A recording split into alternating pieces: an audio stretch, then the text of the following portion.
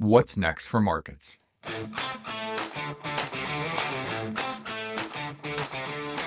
I'm Michael Kantrowitz, Chief Investment Strategist at Piper Sandler, where I lead the portfolio strategy team, recently ranked #1 on Wall Street in the 2024 All-America Institutional Investor Research Survey. Today, I'm joined by Craig Fuller, Chief Executive Officer and founder of FreightWaves, the leading provider of global supply chain market intelligence and news. Prior to FreightWaves, Craig was the founder of Transcard, a major provider of fleet fuel and debit cards. He is also the CEO of Flying Magazine, the world's most widely read aviation magazine.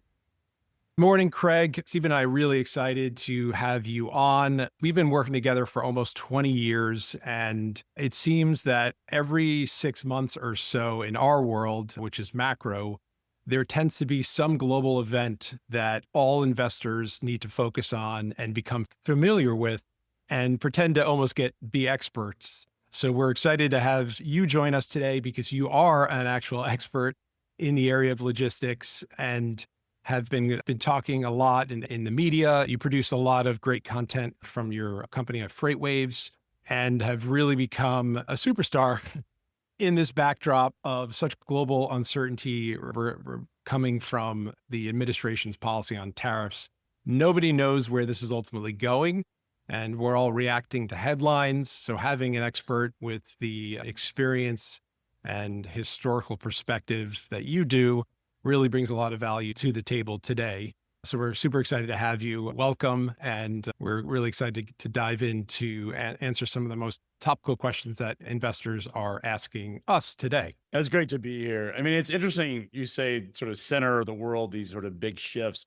To think that freight and supply chains is sort of center of the world is somewhat unusual because it's usually one of these things that's often forgotten. The people largely, the general public just largely because supply chains historically work so well and are so dependable that oftentimes people ignore it. And what's really interesting in the post-COVID world, but certainly during COVID, is just how disrupted these things are and how interested people are in what's happening in getting the ground truth. Yeah, I'll give you a funny anecdote. And again, we went through COVID not too long ago, so a similar shock to the global supply chain. So this is not new territory for you necessarily, but a quick funny anecdote. During COVID, I happened to be lucky enough that my brother-in-law was an epidemiologist, and he said something to me. He's very academic, super intelligent, smart. And he said, for the first time, it's been pretty cool to be an epidemiologist. It's like you're a rock star. So you get a second opportunity, at least in the last several years, to enjoy that benefit as well. Yeah, I'm a supply chain crisis actor, but I have a feeling with what what's the world's going through is that supply chains are not just this event, but are going to continue to be front and center to everyone, really the whole world, because so much is changing. And the world that we knew during globalization is, at least as far as I can see, is largely done. And we're moving to a whole new world where supply chains are on the front lines of the second Cold War, or on the front lines of so many geopolitical elements. So this is going to be, I think, the education of supply chains is going to be something that I think everyone's going to be interested in, just simply because it's such an important story for the global economy. Yeah. From our seats, one of the things I love about this being in my role is that every time something happens around the world, and it seems to happen every 6 months, at least since GFC, everyone focuses on it. And, we all try to become experts on these different areas.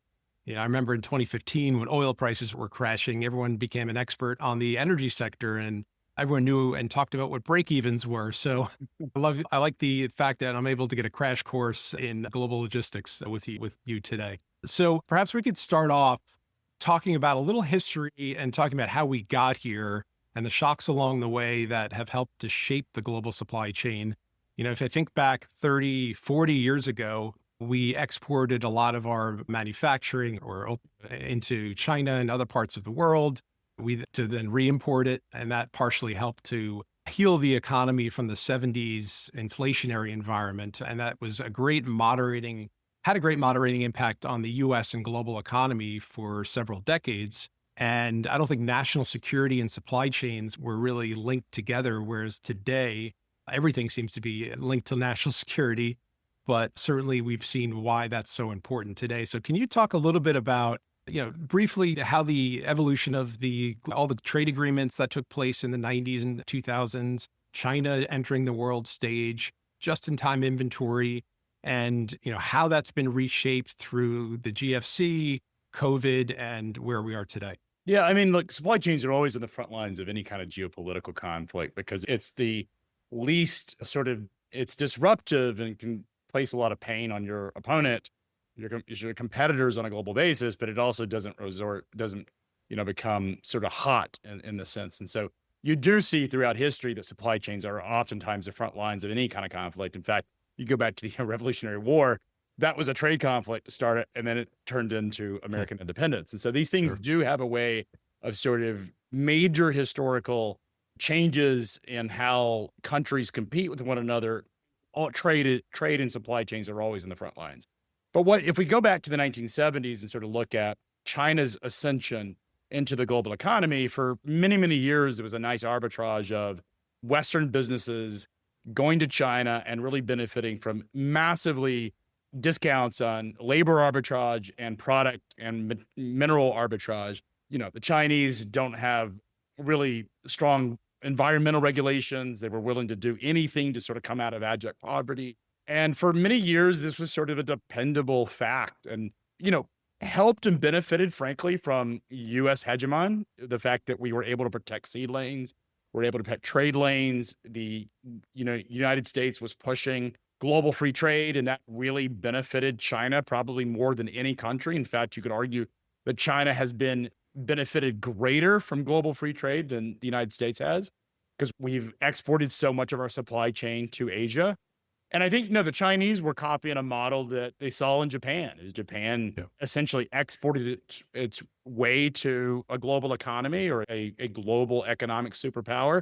And China played that model, except China's, exponentially larger than Japan, both in population and in size. And China has an enormous amount of resources available to it to actually be able to benefit from that. So this is a playbook that shouldn't surprise anybody in terms of what China has done if you've looked at Japan or Korea. And now we're seeing in places like Vietnam and Cambodia, et cetera. They're all playing that sort of arbitrage playbook and using low-cost labor. One of the things that is really important to note is that China's cost to produce goods on a per hour basis is no longer the cheapest place in the world to produce goods. And so what we're actually seeing is the reason China has so much supply chain concentration and the reason this is so painful is less to do with the price arbitrage and more to do with the fact that these supply chains had been built there and the knowledge and the machinery and their whole dependencies have enabled them to create massive amounts of concentration in industrial products. That reason that this is so painful for the United States is we have lost a lot of the supply chains that drive so many of those product and components. And so if you look at the history of this, it's sort of obvious that we've ended up in a position where, because of that arbitrage, that discount that U.S. businesses and Western businesses got, that we're now exposed because the price arbitrage was so significant. There's also obviously a lot of backdrop to this. Currency manipulation, trade policies that we talked about, or you mentioned, the United States wanted global free trade because it benefited Western, and then not just the U.S., but Western businesses generally, until it didn't, right? Because what's happened now is that China started out just like Japan as a low-cost producer. The quality wasn't great and has in many ways caught up and competed and exceeded the quality of even some of the most advanced American businesses because they have the supply chain, they have the expertise, and it's something that, frankly, we are enormously exposed. So there's what's happening right now with supply chains, what's happening with the trade war is, and I think so many people will sort of, if you're sort of a China hawk and you think it's a military rival, you sort of have your take on China trade. Sure. If you're sort of in the administration and you sort of argue that we can offset income taxes through tariffs, there's all these sort of angles, but I think it's really important to note that what we learned during COVID is that we are enormously exposed to not having a domestic supply chain, and we are dependent upon an economic and military rival that is actually quite frightening. We've been telling clients really since 2022, and even before that, that they need to prepare to basically move their supply chain out of China. Because inevitably at some point, if you believe what the Chinese have been telling the world, they are going to try or attempt and believe that they can take Taiwan. And that meant at some point, the United States would be forced, not by its own choice, but actually forced to cut off trade with China. If you sort of look at the US playbook, a lot of people didn't accept it because they just couldn't imagine that world actually happening. That is what is actually playing out. We're in the sort of the first phase of this sort of decoupling. And where I sit, it doesn't look like it's ever going to go back to this sort of global free trade. As long as China's a rival, it's going to be a very friction-driven relationship. And so I never imagined that the Trump administration would rip the Band-Aid off and say, hey, you know, that embargo that was probably going to happen when China was the aggressor, the administration basically said, let's do it now. And that's what we've got. And I think this is why it's really painful, because it feels fast and furious. But if you look at the sort of tea leaves it's been building, it's hard to have a number one trading partner or a very large trading relationship with your number one strategic rival. It just doesn't work. And you can look through history.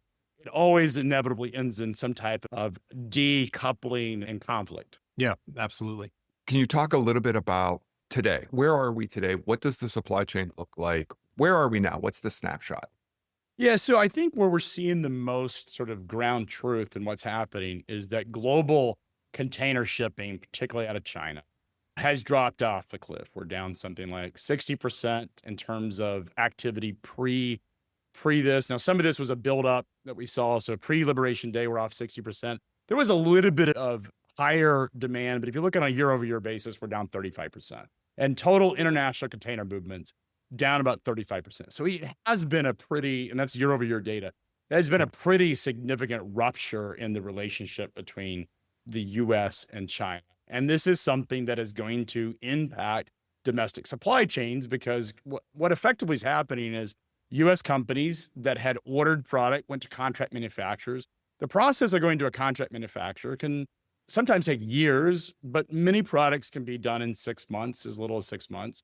And so what happens is U.S. businesses were ordering a lot of these products by the specs that they had designed. And when the Liberation Day tariffs and the Liberation acceleration, remember, we got something like 54% tariffs on day one. And a week later, we're at 145% tariffs. And so we're in a situation where that escalated so quickly that a lot of companies just said, I can't afford this 145% tariff on these products that I've ordered. Yeah. And they just stranded those products in factories and warehouses in China. And so what happened is these contract manufacturers that had been building these products for U.S. businesses were simply left stranded with all these orders that they may have already produced them, and they frankly don't have anywhere to go with these products. Now we're already seeing this in the data, they are dumping these products on Europe and other parts of the world because they've got to move them. But at the end of the day, in fact, you've also seen entrepreneurs get on TikTok and talk about cutting out, going direct to the factory essentially on these, using, Chinese, using TikTok and social media to reach U.S. consumers. And they're trying to effectively bypass all the supply chains and saying that they'll take the burden of the tariff. They'll deal with it, and that resonates with some American consumers. And so when you look at the backdrop of what's happening, is that these Chinese businesses, because I think even though there is global tariffs and this 10%, it doesn't matter. Like right now, yes, it matters if you're importing a product from Germany and you have machinery. It matters individually, but on a global basis, it really is a secondary sort of problem or a secondary issue. What we're talking about is the China-American relationship. And I think most of what the Trump administration, I think if you sort of take them at face value, what they truly were trying to do or are trying to do is basically squeeze the Chinese. Like even the tariff construct of the whole globe, yes, there is a desire to move manufacturing back from Europe. There is a desire to sort of centralize manufacturing. But if you look at most of this trade tension that's been taking place, a lot of it is to just choke off China, the flow of US dollars, choke it off, really squeeze its industry, and hope that you create a situation where it doesn't turn into some national, international crisis or geopolitical crisis. And so we see these global tariffs, a lot of it is just to squeeze the Chinese. That's what a lot of it's indirectly focused on. There is the justification for the whole income tax offset, things like that, which does, I think, suggest that the administration is far more committed to tariffs than a short-term deal. The fact that They have come out and talked about that, but that is a secondary story. This is all about China. And so any business that has dependencies in China is incredibly exposed to it. So think about the factory orders. When Liberation Day tariffs happened, U.S. businesses said, no more. I'm not taking possession of the products that I ordered, and I'm simply going to leave those products behind. I'm going to pause those orders. I think at the time, most American businesses assumed that this would get resolved in a few days or even, weeks. That looks a lot less likely as further we've gone on talking to businesses, is the level of confidence of a deal happening continues to decrease. And I think there's a level of sort of stages of grief. You think about the 5 stages of grief. There's a lot of denial that this is just going to resolve itself. Donald Trump's going to do a deal and we're all going to be happy and all that. That is very unlikely that we're ever going to go back to basically global free trade. There is going to be a problem. So I always tell business owners, get to accept as fast as you can and start thinking about your alternative plans, because if you stay in this world of denial, you're just going to continue to inflict ongoing pain to yourself. Because what's happening is these American businesses are now thinking, the ones that have accepted it, and I think the bigger companies, as we saw in our data last year, were actually importing. Once it became very apparent that Donald Trump, or I should say that Biden was not going to win the election, regardless of whether you thought there would be a true viable Democratic candidate or not. Once it became apparent that Donald Trump was more than likely to win the election, a lot of those big box retailers and very big companies with very robust supply chains started preparing for a Trump presidency by importing. Now, a lot of small businesses didn't. They either didn't understand what was happening, didn't plan on it. And I think small business owners naturally tend to be more reactive. They may have more confidence in their ability to navigate these things than their actually ability to do so.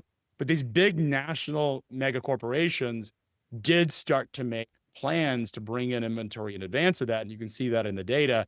And that's sort of the offset, the hedge against this ascension in tariffs. And so it's also the reason that there's probably less pressure, frankly, on the administration, because they're going to hear more of the conversation from the Walmarts and the Targets than they're going to hear from small businesses, which seem to be the most exposed. The second part of this is the fact that companies have stopped ordering new products. And so not only have we seen the products that they've ordered, they're not taking possession of. I think the other side of this is they're just simply not making new orders to Chinese manufacturers, which to me is a much bigger risk in terms of supply chain shortages than this sort of short-term phase 1 pain that we're seeing right now. Can you speak about that sequence? So a product is ordered, and oftentimes you buy something on Amazon, it's probably been manufactured already. But I think you're speaking to new manufactured goods. So can you speak to that timeline? Because I think the big question today that people are trying to figure out, there's a lot of fear that the shelves are going to be empty back to school or holiday season. So can you speak to that? And in the context of all this pull forward we've had, how much time did that buy us? And at what point do we increasingly get to a problem where there will be broad shortages in certain areas? Yeah, I think it's really important, and this is very nuanced. Again, bigger companies, bigger brands have far more resilient supply chains than the smaller companies do. And so just putting that as an anchor, as the sort of most important consideration, is that the big companies, you're unlikely to walk into a Walmart and see massive empty aisles, because Walmart has a global sourcing organization. The vast majority of Walmart is very proud of this. Vast majority of products that are sold inside of a Walmart are actually produced in the United States, which I think surprises people until you realize grocery stores are grocery. Walmart is the largest grocer, and the vast majority of food that we consume in the United States is produced in the United States. So it's really important to understand what we're talking about here. So when we talk about China, and again, we're only talking about China from, yes, tariffs exist globally, but this is a China-US story. When we talk about the products that we are vulnerable to in terms of disruption, it is those high volume manufactured goods, or those really specialized goods that require a lot of detail, typically handmade, handcrafted goods that are very, very specialized, are the ones that are more likely to be disrupted. So when we think about the timelines, contract manufacturing, best case, you could do it in 4 months. Most of the times you simply need 6 months to do it. So that's the stuff that American businesses essentially abandon products, the factory or onshore, in China and just said no more. And so I'm not taking these products, I'm putting them on a pause until I can figure out I can't afford the 145% tariff. They simply do it. Most businesses don't have 145% margins, particularly retail goods don't have Sure. 145% margins. So right now, there's still enough inventory in the system that you're unlikely to see inventory stockouts probably until we get into June. And it's going to be very incremental. You're not going to, again, you're not walking into Walmart and seeing massive empty shelves. You're going to start to see that selections are less, maybe the color that you prefer for a shirt or a color that you prefer for a phone case or something like that just isn't available. You're going to see incremental shortages. Probably reminds you of COVID, where you would walk in and to a store and there's 30 different colors and SKUs, and now you have 5. That's what you'll experience as we start to end early summer. I think the first time that consumers are going to really feel and become aware. And I always say that these soccer moms, the suburban moms, are the ones that actually notice the stress in the system. It's going to be that back to school season. And so the reason that that's important is if you think about the shipping cycle, these tariffs went into effect on April 9th, even though Liberation Day was on the 2nd, it was 9th when the effective date happened, the shipping, when those products had to leave shore. That is, fast forward 3 months, and the way supply chains work is they typically work a season. So the shipping cycle is usually 90 days. It's about a season before. So the next season is when products would normally be in the shelves. That's when I think most consumers will start to realize that, hey, the backpack selection's not there. The back school supplies aren't there. The products that would normally expect to be there just aren't there in either the quantity or the selection that they would expect. And so I think that's the first time U.S. consumers, and again, suburban moms are the people that are sort of the alarms in the system. They're the ones that are probably going to start seeing some challenges. Now, that doesn't mean that you won't see problems before. Some manufactured goods, manufacturing operations may end up having problems getting their hands on parts and components that go into U.S. manufacturing. So businesses may start to see shortages. One of the best use cases that I think are best examples of this is appliances. An enormous amount of our appliances are produced in China. A lot of components that go into appliances. So think about your air conditioning system. So a lot of, if your air conditioning goes out in South Texas, it's 110 degrees, you would call up your HVAC repair person. They would come out and try to fix your air conditioner. And they would find out that your parts are bad, and they would just order a part, and the warehouse would send them a new part. Those parts may not exist or may not have been ordered. They may have been left behind because, again, companies don't want to absorb the 145% tariff, and so they're simply not ordering them. Hospital systems. One of the big things I've heard enormous amount of stress in the hospital systems is, think about that hospitals typically have contracts with the insurers and contracts with Medicare on what they can charge for some of these products. And we can start to, go through whether that's the right thing or not. The fact is some hospitals are not, hospital and health suppliers and health supply chains are not sourcing, as we learned in COVID, the kinds of personal protective equipment that typically goes into hospitals. And so you may see incremental shortages in the summer. Again, I think the first time U.S. consumers will become sort of broadly aware of this problem will be in the back to school season. Now, that is the first wave. The second wave is more concerning because what's happening right now on the ground, if you take a 6-month lead in terms of contract manufacturing, what's happening on the ground is that U.S. businesses are not ordering products for 6 months out. And if you think about what that means holidays. And so as we move deeper into the calendar, if we think 6 months out of what it takes to order and get a product into the U.S. supply chain, is that you're looking at November and December timelines, which is the holidays. That's where I think you will see less selection for holidays goods. Toys are probably a primary example of that, but apparel and just general gifts are going to be in probably short supply. That is even if we get a deal. This is the important thing.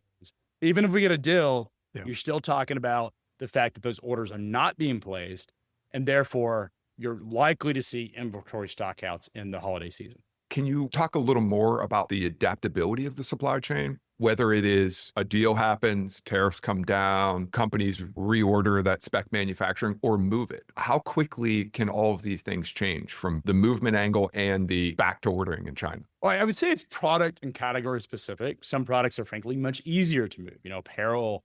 Like a lot of, China over the last, and really started during, this was starting because of the cost of goods in China. The arbitrage continued to be less.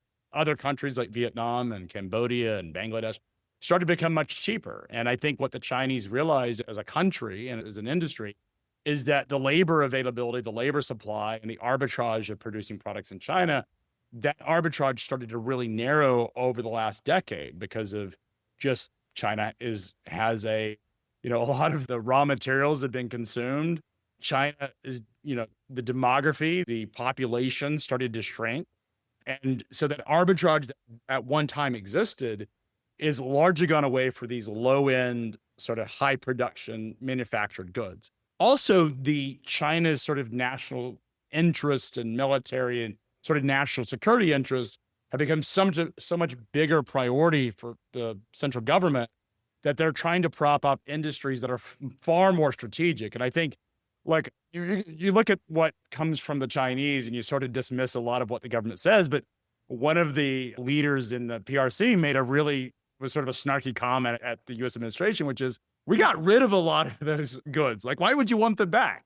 Why do you want shoes? Why do you want apparel? Like, China has largely, again, following a model really developed by the Japanese, is they've taken the industries that are sort of low quality and have actually opened up manufacturing plants in Vietnam, Bangladesh, all throughout Asia, because they are benefiting from that cheaper arbitrage. So Chinese businesses and entrepreneurs have gone to places that are cheaper and their own arbitrage because they can get products produced sometimes 60 to 70% cheaper in these other countries using Chinese components, but maybe Vietnamese employees. But the factories in Vietnam are Chinese owned, Chinese managers. They just happen to be Vietnamese employees. And so that process has been happening for the past decade.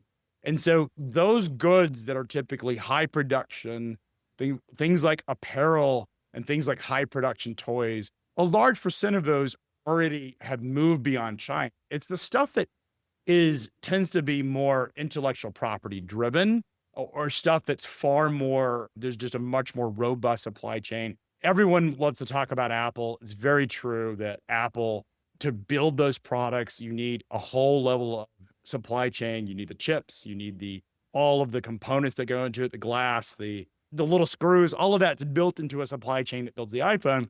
And that's why Apple is going to take 2 years to really, and even the moldings and things that go into those devices. So it's going to take a couple of years to move that supply chain from China to India. And so I think Apple's timeline is like 2 years. And this is a company that has so much capital that it can do it and spend the money to do so. Imagine most companies don't have that ability to do it. So, this is sort of an example of where you have a type of industry or a specific product, you just can't disrupt all of the secondary supply chain. But most products that are sort of high volume manufactured are not sort of at that risk. Pharmaceuticals are a big concern because China, particularly these generic pharmaceuticals, over-the-counter pharmaceuticals, a large percent of that is made in China. There's a whole ecosystem for raw materials and active ingredients that go into pharmaceuticals. You just can't disrupt. Obviously, the EV sector, batteries, rare earth materials, it's not the raw material that's the problem for rare earth. It's the whole processing that exists. And so, there's just so many things that go into these supply chains. And like, everyone likes to talk about manufacturing about the United States. We may not want all of that manufacturing. A lot of the stuff that China does really well is very, very damaging to its local environment.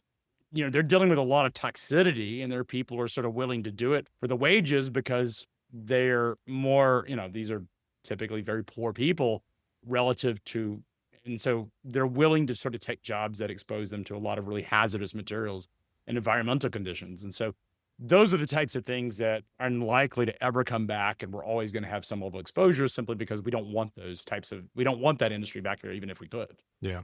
So I've got a bunch of questions. I'm going to fire a few off, a few. They're generally related. But first question, it goes on Steven's question, with a potential deal, what level, and I know it's going to be product specific, but basically if we have 145% tariffs on China right now, basically how far does that need to drop to get, at a minimum, to get back to some normalized version of global activity where companies are going to order again and things can start moving again? We're probably not getting back to where we were pre this current Trump administration, but is 60%? Because Trump had mentioned a 60% tariff on China a lot during his campaign. Is that enough to open up this embargo essentially, or is that still highly problematic? I think it's category dependent, again, is really the most important. Some products have much higher margins than others and can sort of absorb some of those higher tariffs. But generally, so I'll give you the best sort of case of this is because like nobody really knows, right? Like we're running this experiment in real time and we're sort of reading the data and reading the tea leaves to find out what happens. I mean, the reality is nobody knows exactly what it will take, but I can tell you prior to Liberation Day or at the time that Donald Trump had won, we actually surveyed a lot of supply chain managers, and this is before the inauguration, asked them what tariffs did they expect? So what were they planning on? These were very large supply chain organizations. And the ranges that we got were really 10 to 35% was where the majority of the folks talked about. Everyone agreed that tariffs were coming and there was going to be a 10% escalation. Remember, we had tariffs in on China. A lot of products were exempt from that, but generally 10% was the number, was the low end of what most supply chain professionals expected, and 35% was sort of the upper range. I remember looking at the data, and we had one manufacturer that thought 50% was realistic. And so to me, that's a telling sign that companies were planning for that 10 to 35%. And so that feels like a range they would be willing, because nobody wants to say, you know, if they couldn't afford 35%, they would have said 25%, because these are people whose jobs are dependent upon making decisions. So I look at that as probably the best barometer of what companies are willing to absorb, 35% being the upper range of that. That doesn't mean we won't start seeing shipping if these tariffs do go in at 60%, but I think it will be more incremental and be more selective. I think if you really want to sort of open up trade again, that 35% number feels like an upper range for me. It's where most companies have their margins where they can afford 35%. One of the things that oftentimes people get confused on, these are not sales taxes. You know, tariffs are taxes, but they're paid at the point of import. They're paid on the declared value of products that come across. And that means it's coming out of the cost of goods, not out of the retail goods. And there's a whole retail supply chain. So I've got my wholesalers, I've got my markups associated with retail. And so it's all product dependent. But if I figure about a 35% shock or tariff, then most products are in that 50% range. If you take general retail markups off of wholesale cost of goods, then you're thinking that's going to be a 17% impact. Most companies can absorb that. Maybe a little price increase, maybe currencies offset some of that. To me, that feels affordable for most businesses. Not ideal. It is painful, but at least affordable. Yeah. Okay. No, that's super helpful. And that brings me to my next question on prices. After the 2022 inflation shock, everyone has been reintroduced to inflation, right? Something we really, I've been doing this with Stephen almost 20 years, and inflation was kind of a backseat macro data point, really not something that people focused on. And now it's an obsession. And like I said earlier, everyone's an expert on inflation and the Fed reaction function, et cetera. So that is obviously a big concern. It's ironic or unfortunate that this is the time where an administration chose to add tariffs. And I understand why they're doing it. It's just unfortunate that it's happened after a price shock from a global pandemic. So, that phrase is a low probability situation, but that's where we find ourselves in. So you talked about a lot of, two things you mentioned to me actually sound deflationary. So one, we can look at around the world, we see oil prices that are falling sharply. So that is very different than what we experienced in 2022. And I'd say for the consumer, for the global economy, in general, on balance, that's a positive. You mentioned that while the U.S. isn't importing as much, or other countries aren't exporting to the U.S. as much, they are finding other sources for their goods. This week, we got data from Canada, and their economy has slowed sharply and their exports to the U.S. slowed sharply. However, and I didn't see the specific data points, but the headline, and I'll have to dig into it to make sure the headline's right. But the headline was that the rest of the world basically absorbed a lot of that shortfall from the U.S. And you said earlier that, I think you were referring to China, that they're going to find Europe and other countries to dump their goods on. So that sounds very disinflationary or deflationary. And I think this is super important for market participants because where interest rates are headed, how different central banks are going to react to inflation trends is going to be really important. It's going to be a driver of FX and ultimately a driver of equity markets. So how do you see the impulses for deflation? And then on the other side, we see, Stephen and I are big fans of watching the ISM and PMI data. And you clearly see in both manufacturing and services, rapidly accelerating input prices. So and we know prices are increasing. We know we do have tariffs. So how do you kind of see that playing out? Can it be something that helps offset the situation, or is it going to be somewhat compartmentalized? I think we have to separate prices and inflation. So economic inflation, again, someone's going to tell me prices do drive inflation. Of course they do. But I think we have to sort of look at a industry category specific. When we're talking about prices, what is most likely to be impacted? And this all goes back to what types of materials and what types of commodities are most exposed to a international trade dispute with China. Again, the most important thing is this is all China, US. That is the most important thing, the backdrop. So we look at the types of products that we import from China. The good news is we import very little percent of our food generally from anywhere else in the world. Yeah. 88% of the food that we consume in the United States is actually produced domestically. American farmers export. This is the world's breadbasket. It's also the world's cattle. It's the world's chicken producers. It's the world's pork producers. Except, as Lutnick highlighted on CNBC, except mangoes. We can't make a mango here. There are thousands of individual cases or individual products where people are like, what about coffee? Or what about cocoa? What about these fruits? Of course, exotic fruits don't grow in certain American climates. But I think those are the exceptions, not the norm. I mean, 88% of the food, even packaged products, consumer packaged goods, when we're talking food specifically, the vast majority of that's produced in the U.S. So consumers are unlikely to see food inflation. In fact, I would argue because of the amount of export markets that are now closed, specifically China, that's now closed to U.S. farmers, because that's where a lot of the retaliatory tariffs, the Chinese retaliatory tariffs, because remember, we have retaliatory tariffs, but China also put retaliatory tariffs on the United States. And so American food and American farmers are now producing food that they don't have exports markets available for them.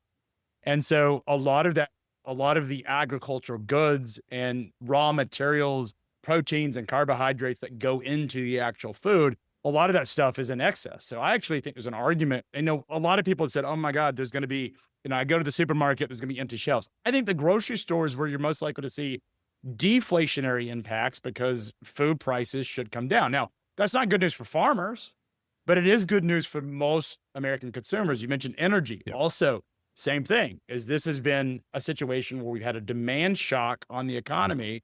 Energy that's showing up in energy prices. The reason price of oil is dropping is because what we're actually seeing is a demand shock. And I think that is going to put a cap on any would-be inflation. Again, prices on manufactured goods from China and manufactured goods broadly, because the amount of products that we're importing is going to be lower. You talked about some of the manufacturing components that go into manufactured goods, even in the United States. Those are likely to go up, but generally the type of stuff that consumers most recognize is gasoline prices down, food prices likely to come down. And so in some ways one of the other examples is this, we haven't talked about domestic trucking. We've talked about the drop in ocean container shipping, but we're projecting, 20% of US trucking volume is directly tied to imports.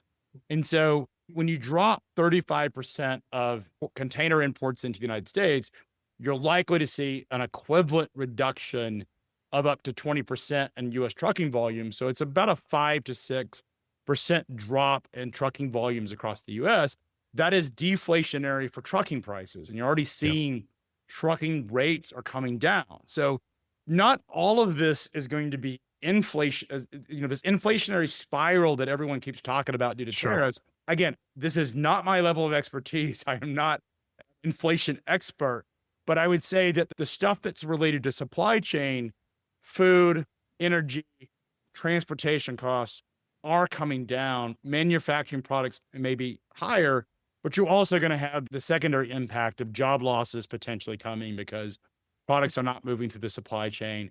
Trucking companies are going to lay off. We've already seen it. UPS announced 20,000 layoffs. A number of trucking companies have started to lay off. You're going to start to see some layoffs in the transportation logistics networks. Retailers, because they may not have as much inventory or likely to not have as much inventory, are also likely to lay off people. So there is this impact of losing some of the demand destruction is happening, and that could actually solve the inflation crisis in some ways. Yeah. So you hit on a point that I definitely want to touch on, and that's employment, because just like I would say there's a hyper focus and fear around inflation. Like if we look at that consumer inflation data from the Michigan Survey of Sentiment, you see these crazy numbers. And I think a lot of it's just scar tissue from 2022 and more, I think, of a fear of price levels rather than inflation the way we speak about it. So I want to touch on, Steve and I are data junkies, and the market's very reactive to data. And there's a lot of uncertainty about where things are headed from here. So I kind of want to pick your brain and understand the sequence that you're looking for, and generally some of the data points you're looking for that you're going to be expecting to play out. I'm a huge fan of kind of thinking about the sequences. So you've mentioned, okay, import volume is down about 35% year on year.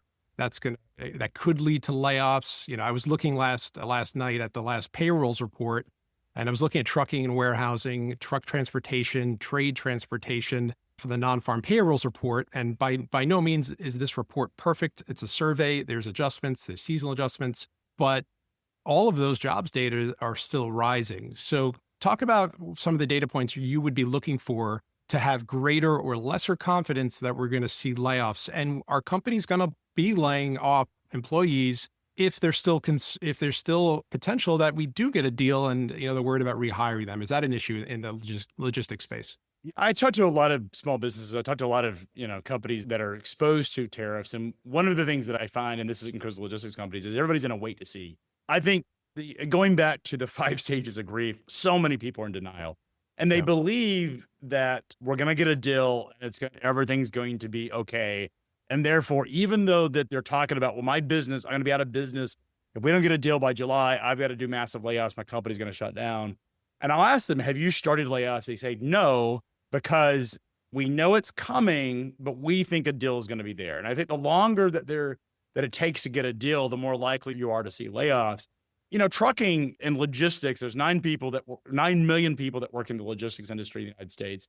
It is a business that is very labor intensive. The correlation of labor to employees or labor to volume is actually highly correlated, because if I'm not moving as much product to my warehouses, I don't need as many dock workers. If I'm not moving as much product through trucks, I don't need as many truck drivers, and so forth and so on. So this stuff is highly correlated. That's where I think you're going to start to see some pressure and layoffs, and this could have a compounding effect. Good news for trucking companies is there's too much excess capacity anyways. And so trucking companies, trucking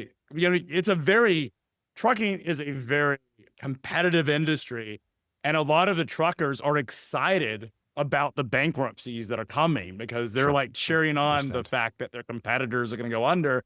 And so in some ways, there's this weird thing happening in the trucking circles where they know that they're personally experiencing pain, but the fact that it may get rid of their competitors, their weaker competitors, is exciting to them, because the trucking industry has been, the goods economy largely has been in some level of sort of anemic recovery out of COVID since 2022. So certainly showing up in the trucking data is that the trucking industry has been in something we've called the Great Freight Recession, which is one of the biggest and deepest downturns in history. And I think this could wash out a lot of the sort of marginal players. This is great, Craig. Thank you so much for filling us in on these really complex issues. One of the things I'd love to hear a little bit about is what are investors getting right and wrong? You've talked about how some prices may actually go down on food and you have energy, and also how some of these supply chain issues are measured in 6 months, 2 years for Apple. And markets think so quick. Look how quick markets have recovered from the Liberation Day. So, what are the big things that people are maybe getting right and wrong? Yeah, it seems like I do freight for a living. So I'm in the goods economy or the Main Street economy and not in the financial side of the economy. Although we sell a lot of data to institutions. And so we certainly touch that. But I think there seems to be from where I sit, a pretty significant disconnect between the broader indices, the stock market, the S&P, the NASDAQ, and what we would suggest is coming across in the freight market. So I mean, it is indisputable that container volumes are dropping. There are so many sources of this in terms of container volumes. And that means the goods economy is going to have less demand or less products to move and less products to sell. That will start to show up in U.S. retail sales at some point. It will start to show up in some of the logistics and freight economy. It's going to be an impact to manufacturers. So you're going to have some stress in the system that from where I sit, watching the markets recover largely from a Liberation Day tariff, it just feels like that's not priced into a lot of these things. And so I think what seems to be is a disconnect between what Wall Street is communicating and what Main Street seems to be communicating. The freight data is the actual source of truth through goods in the economy. And the freight data tells us a ground truth of what's actually moving and what is not moving. And what we're seeing is a very sharp contraction in goods movement through the economy, which at some point has to show up in everything from retail sales. And you even listen to MasterCard and Visa, and they're talking about no stress. Now, one interesting thing is that we're able to actually see this in the freight. A lot of the local freight delivery is sort of the ground truth on consumer activity, because a lot of what's happening is upstream versus downstream supply chain.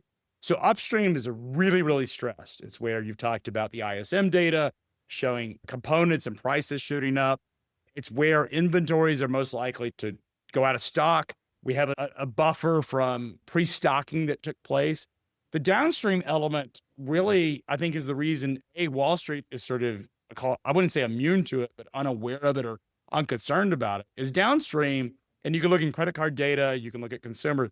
Is generally consumers, there is some weakness showing up in the system in certain categories, but generally consumers are still consuming. Freight is still moving. We're seeing that as a relatively stable part of the freight economy. But what's happening is this wave, a pretty dramatic drop is coming. And I think to where I sit, that's the part of it that gives me the most pause. And if this continues over the course of a couple of months, then I think that's when I think there's a much sharper economic drag that's coming, because simply there aren't enough products to sell.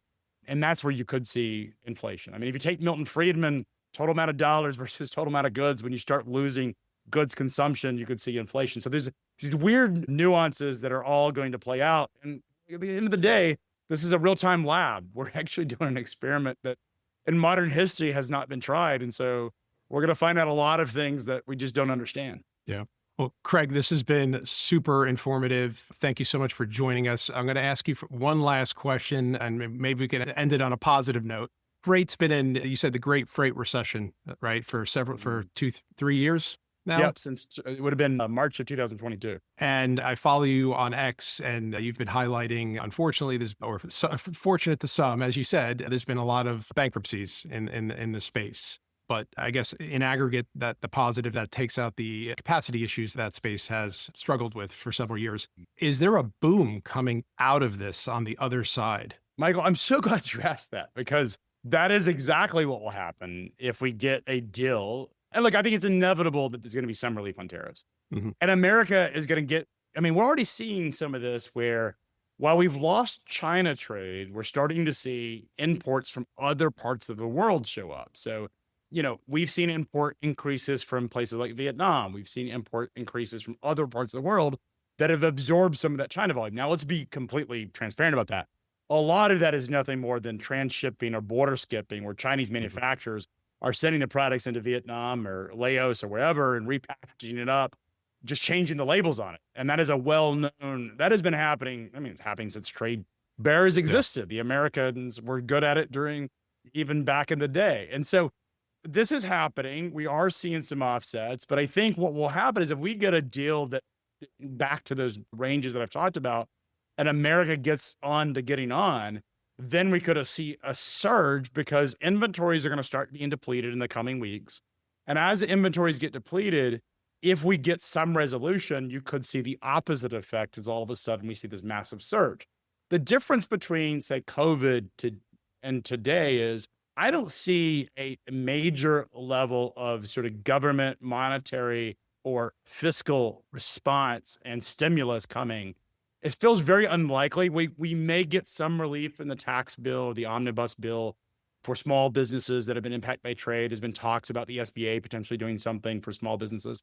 But it doesn't feel as if anyone is going to put a major amount of stimulus into the economy to offset these trade issues. And so it won't be an exact replica of what we saw during COVID, which is this massive surge in demand that really drove hyperinflation. And so what I think will happen is we will see some significant increase in volumes because every business that has had inventory will be surging those orders. And that could create a crazy amount of freight demand. And I think that I'd be incredibly bullish about that. So, and I think one thing is, again, this is a permanent fracture of bilateral trade. We are going to see U.S. companies are going to bring products and supply chains closer to home, manufacturing their closer to home. And so this is a permanent fixture in the economy, regardless. And it was already happening. Let's just be clear. This is not just about Donald Trump. It is something that's already been happening. But the reality is that we could see, as you pointed out, what goes up or what goes down should go up. I mean, that's just the way the gravity works in our industry. Absolutely. All right. Well, we will end it there. And certainly the transportation space is an extremely cyclical part of the market, very volatile. And this adds some more excitement to a space that's already quite volatile. So thanks so much, Craig. And we look forward to speaking with you again in the future. A huge thanks to Craig Fuller for his incredible insights. If you want to follow Craig's work, you can find him on X at Freight Alley. And check out FreightWaves.com for the latest in logistics, freight markets, and supply chain news. We hope you enjoyed today's episode of What's Next for Markets. You can subscribe to the show on Apple, Spotify, YouTube, or wherever you get your podcasts. Be sure to follow Michael on X at Michael Cantro. If you like the show, please let us know by leaving a positive review. The preceding commentary is not financial advice. You should always seek appropriate financial advice from a professional financial advisor in your state. You should not consider this as a substitute for these services. Piper Sandler does and seeks to do business with companies covered in its research commentary or coverage. As a result, investors should be aware that the firm may have a conflict of interest that could affect the objectivity of this commentary.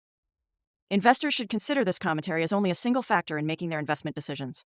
For full disclosure information, visit www.pipersandler.com/researchdisclosures.